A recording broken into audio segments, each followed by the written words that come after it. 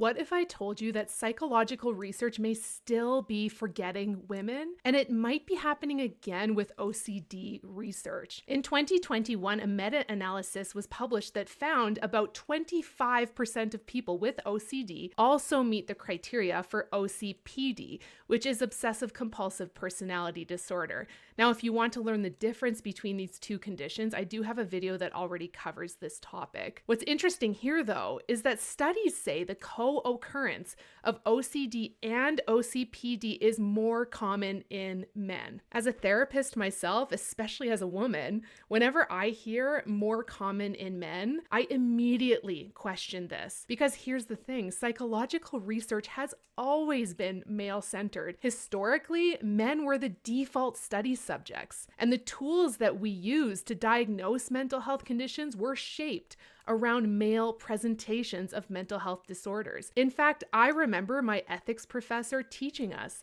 that historically there were instances where men were injected with estrogen so that they can be studied as women, all to avoid studying women themselves. So if this research says that OCD and OCPD happen together more in men, is that because it's actually true, or is it because we just don't know how to see it in women? This happened with ADHD for decades. We were told ADHD was mostly found in boys, but later we realized it just looks different in girls, and the science just missed it. So what if the same thing is happening here with OCD and OCPD? If we assume it's mostly a male issue, we risk underdiagnosing or misdiagnosing the women who have it.